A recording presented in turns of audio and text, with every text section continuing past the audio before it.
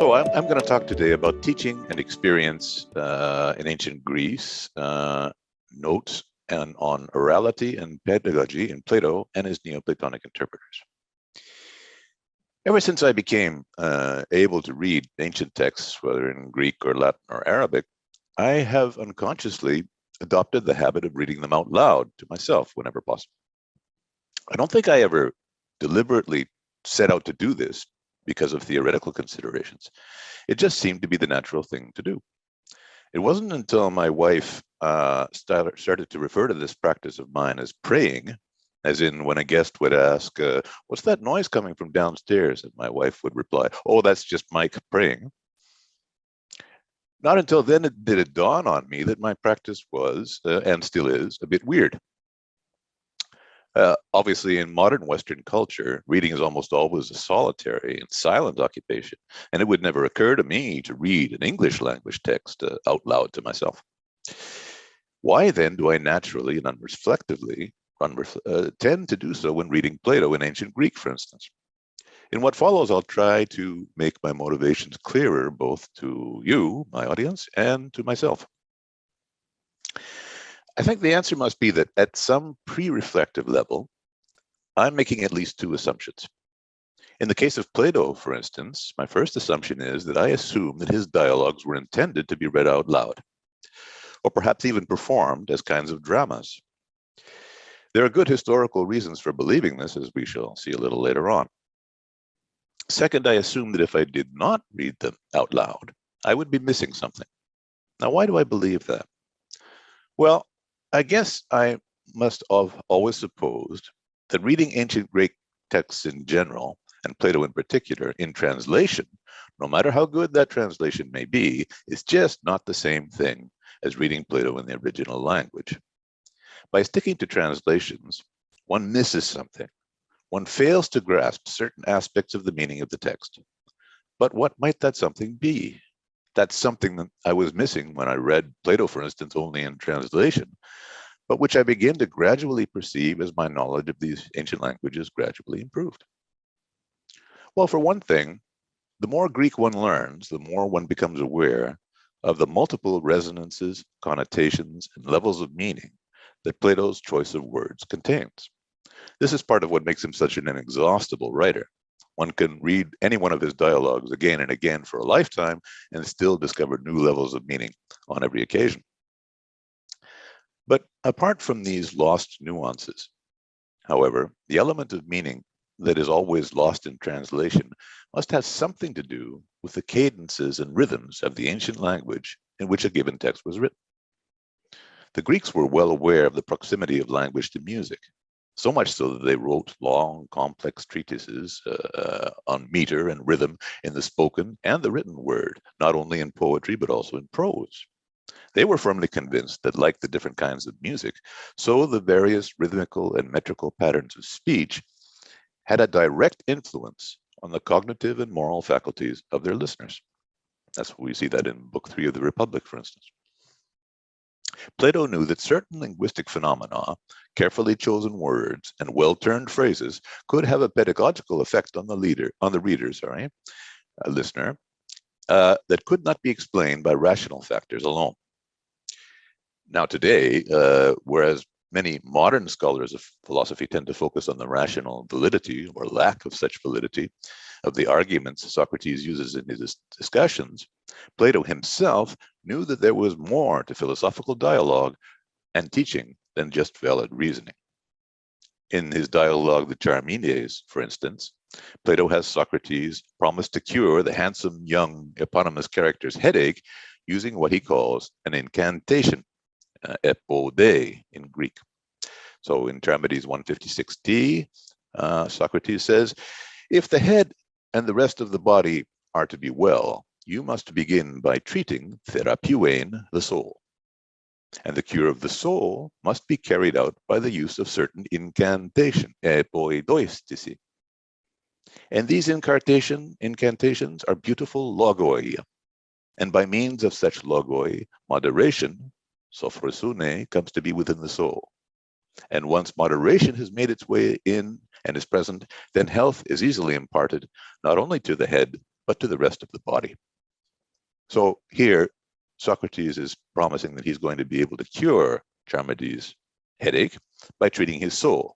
And he's going to do this by means of a kind of incantation, an epoide, that is nothing other than his own logoi, or discourses. Now, whatever the nature and the modus operandi of this incantation may be, it's clearly something that's closer to magic than to rational argumentation. As far as the logoi in which these incantations consist are concerned, unfortunately, this word has a very wide variety of meaning in Greek. Logos can mean word, utterance, reason, argument, or even philosophical treatise. But in this context, it's pretty certain that it means simply the discourses or speech acts that Socrates uses during his typical activity of engaging in conversation with everyone he met, subjecting them to questions designed to induce philosophical reflection and self-examination, and eventually, if we follow the interpretation of Plato and his Neoplatonic successors, to guide those interlocutors to begin the spiritual and rational ascent from the sensible to the intelligible world.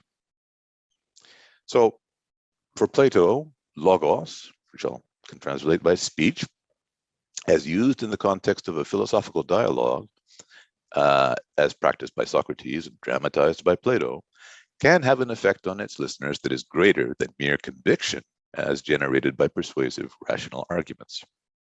Now, Plato doesn't tell us precisely how this works, but he has recourse to images, similes, and metaphors to illustrate his point.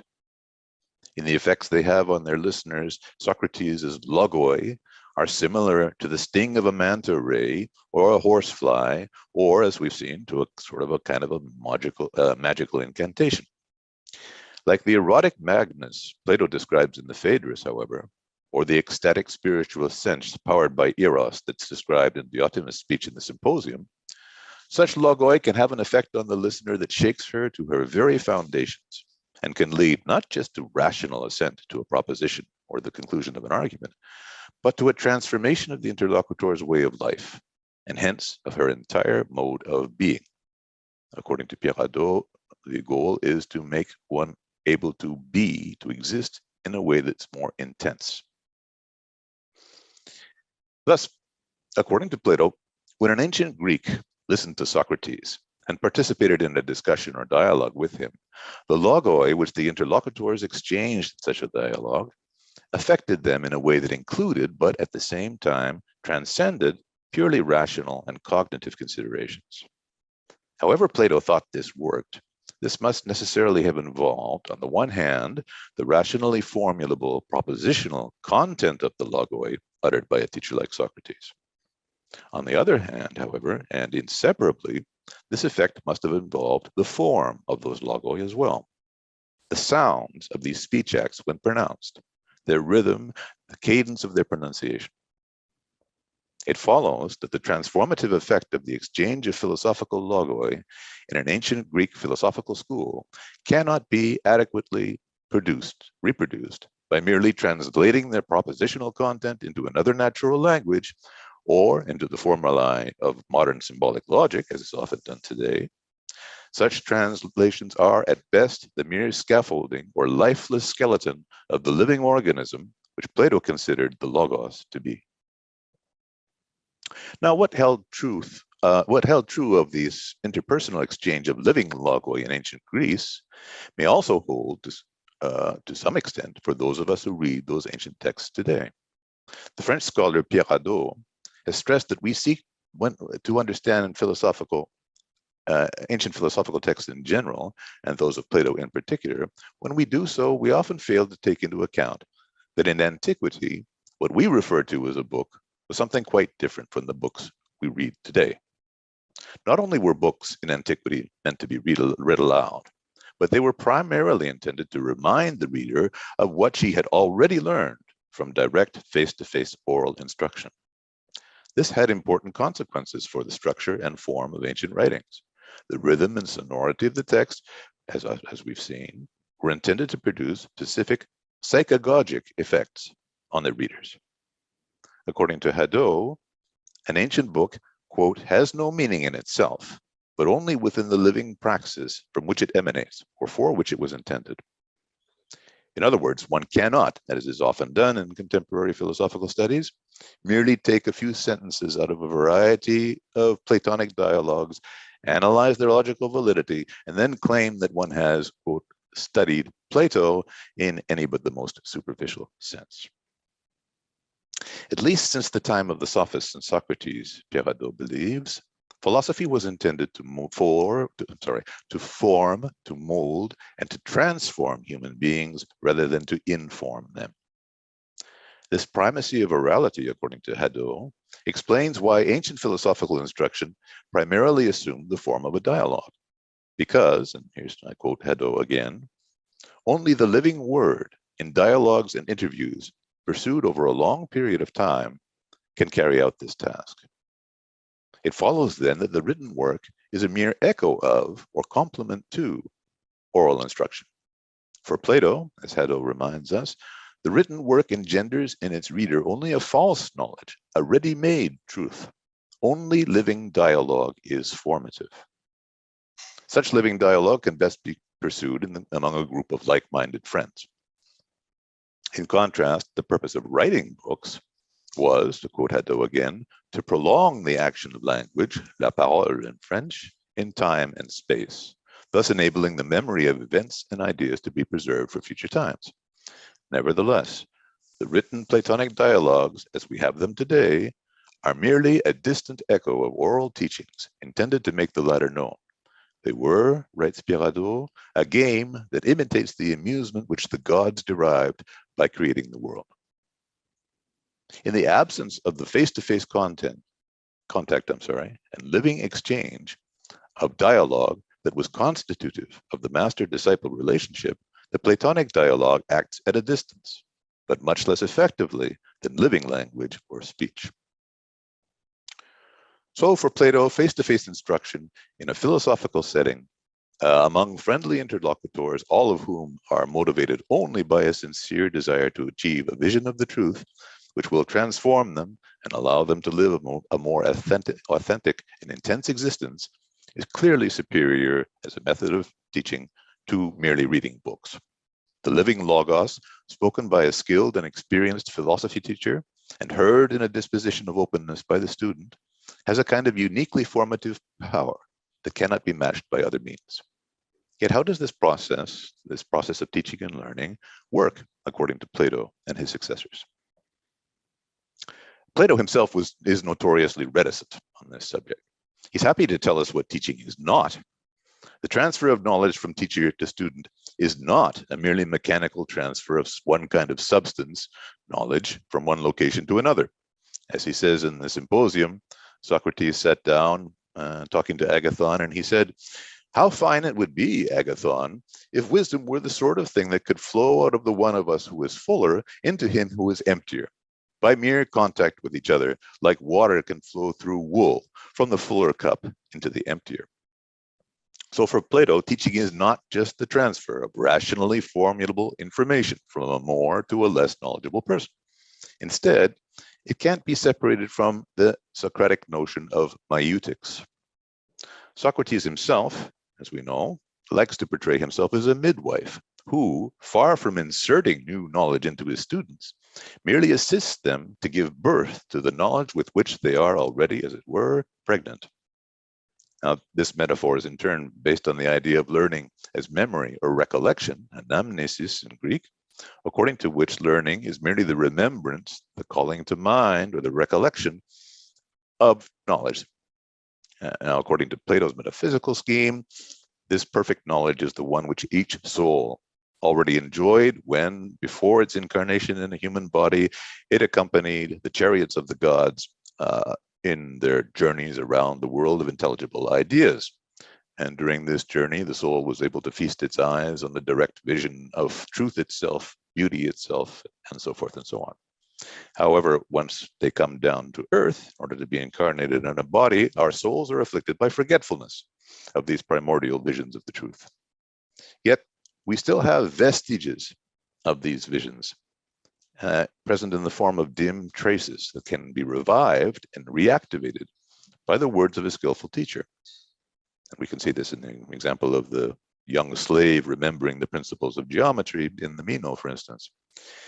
Yet these hints, metaphors, and allusions to the mechanisms of the process of learning scattered through the Platonic dialogues could not seem satisfactory to subsequent generations of philosophers, especially since as historical and social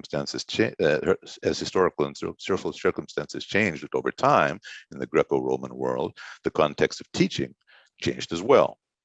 For Plato and his contemporaries, as we've seen, the typical context of philosophical instruction consisted in a master engaged in face-to-face dialogue, often over a period of many years, with a close group of disciples. As Greco-Roman civilization spread from Athens and Rome through a vast empire, this expansion led to a gradual change in the methods of philosophical instruction. Now, instead of face-to-face oral instruction between teacher and disciple, such teaching increasingly took the form of reading the writings of the great founders of the 6 main philosophical schools.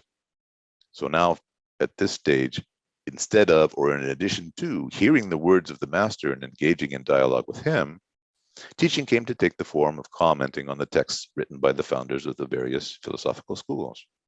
A canon of foundational texts was established in each school, along with a fixed order in which the students were to read them. And now the teacher's main role was to comment on these texts, in which process each word was scrutinized and apparent contradictions were resolved, whether or not these meanings really had been present in Plato's mind when he wrote them or not. Yet despite these changes, the basic presuppositions of Platonic pedagogy were not only maintained, but like every other aspect of Plato's thought, they were systematized and made more explicit in a variety of ways, some of which we would tend to regard as legitimate and others less so. Now, one of the most detailed and clear accounts of the mechanisms and theoretical presuppositions underlying Neoplatonic educational practice at the end of antiquity, and that is to say in the 6th century BC, is our source text, taken from Simplicius's commentary on Aristotle's categories in the context of a discussion of the relationships between words, things, and concepts.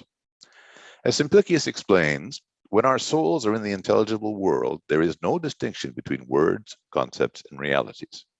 In fact, there's no need for language at all, since there's no distinction between subject and object in that world. Cognition of reality is direct, immediate, and without any possibility of error. Now, it's a different story when the soul leaves the intelligible world on its way to become incarnated in a body on earth. Henceforth, words, language, and concepts become separated from each other. And this phenomenon gets worse the farther the soul descends into the sensible world, where it is afflicted by forgetfulness. Once we are on earth, our only hope for remembering our former immediate grasp of true reality is to find a good teacher who, because she herself has successfully risen up to a vision of true reality, knows how to speak the precise words that will act on our inborn notions, our memories of these celestial visions, and reawaken them like a fan can reignite the smoldering embers that lie buried beneath the ashes. Now, this process, vehicled by appropriate speech acts, brings out a match between, on the one hand, the teacher's developed, articulated innate ideas, and on the other, the student's innate ideas, which are initially dim, inchoate, and confused. And this process can gradually reduce the distance between the student's thoughts and reality. In other words, give him more accurate thoughts. And this matching is thus the necessary condition for helping the student to begin the process of reascending to the intelligible world from which he came, where the distance between subject and object will ultimately be abolished once again, and language will no longer be needed. So let's have a look at Simplicius's text. Simplicius writes, "For neither are significant expressions wholly separate from the nature of beings, nor are beings detached from the names which are naturally suited to signify them. Utaton semantikon lexion pante kechoris menon teston onton thuisios, utaton onton aperte menon ton semainen auta pefukoton onomaton. Nor, finally, are concepts extraneous to the nature of the other two, al udaton noimaton exotes amfoin onton physios. For these three things were previously one and became differentiated later. Hengar onta proteron, ta triatauta diakritesan hysteron. For intellect, being identical with realities and with intellection, amengar nous au tata pragmata on kai au te he noisis, possesses as one both beings and the concepts of beings. Eche tata onta kai taton onton noemata, by virtue of its undifferentiated unity. Dea ten adiakreton henosin.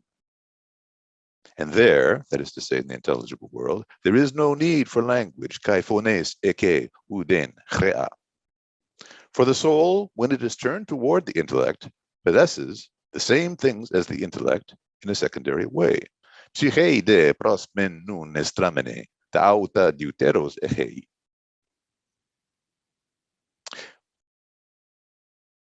When it possesses the rational principles within it, not only as cognitive, but as generative as well, ta auta deuteros eche hotakai geneticus al gnosticus manon eche tus en aute logus. Once the soul has departed from the intelligible world, however, it also separates the logoi within it from beings. Apostasa de ekethin, kaitus en haute logus, ton onton horisasa, thereby converting them into images instead of prototypes. Kadia tuto ekonas autus antiton prototypon poiesasa. And it thereby introduces a distance between intellection and realities. Antiton prototypon poiesason dieste sen auto aporton pragmaton ten noisin.